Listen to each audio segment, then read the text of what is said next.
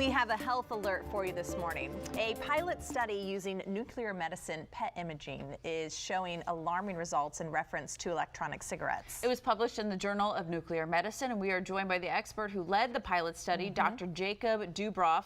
He is a nuclear medicine physician at the University of Pennsylvania. So good to have you. Thanks for having me this morning. We kept hearing so much about e-cigarettes being better than smoking an actual cigarette, but your findings are saying different. Well, we found in a small number of subjects that we found more inflammation using nuclear medicine PET in the lungs in the e-cigarette users than in the nicotine cigarette users. More inflammation in the lungs. More inflammation in the lungs. Okay. So we don't know what that means long term.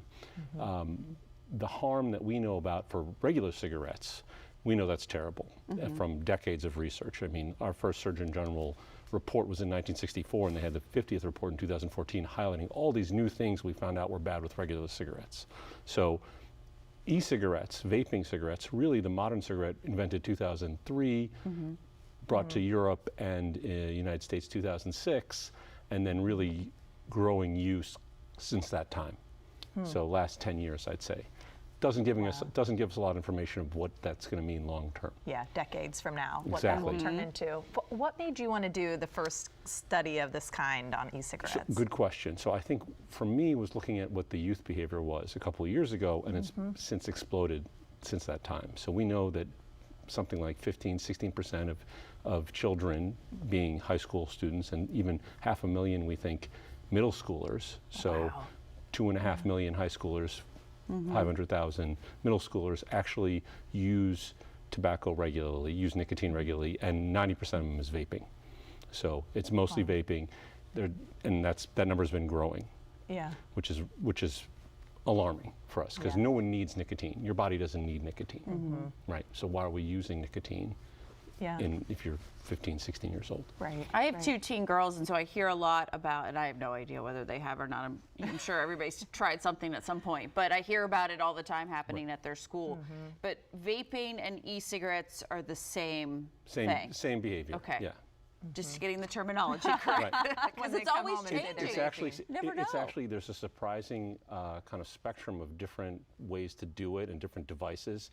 I brought a couple devices today to show you. These are disposable devices that I think would probably be most popular among younger people. And you see they're very vibrant colors, and the colors kind of are associated with flavors, and we know the flavors also cause a greater use with the nicotine. So there's a whole can get fruity flavors, minty flavors.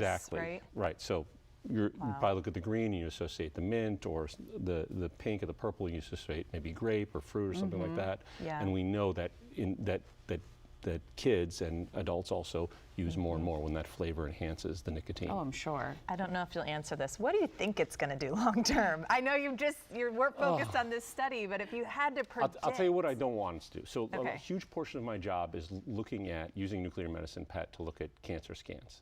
And now lung cancer remains our #1 cancer killer in the United States, 125,000 Americans a year. I don't want it to be replaced by some disease we haven't figured out yet from the electronic cigarettes, because it's going to take decades to bore that health out, or some other disease that we haven't figured out yet. That's what I worry about.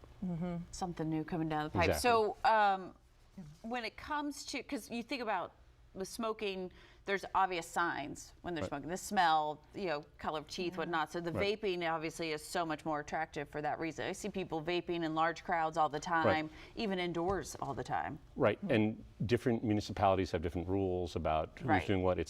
We've made cigarette smoking kind of intolerable in most places, but vaping, there's a question about that because we don't know the harm, right? If we thought it was harmful, we probably wouldn't have it tolerate as much.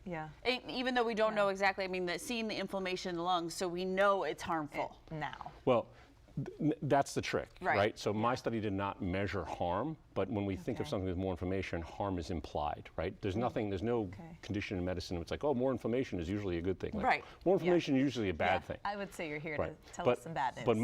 But I try to stay very grounded in the facts, and the facts here is that we don't know what happens. So what you don't know really can hurt you, and that to me is the very scary part of this whole vaping trend, especially with younger people using it. Very eye-opening. Thank you for being here. Tell us about your study. Welcome. Appreciate it. We'll keep an eye on that for sure. Yes, absolutely.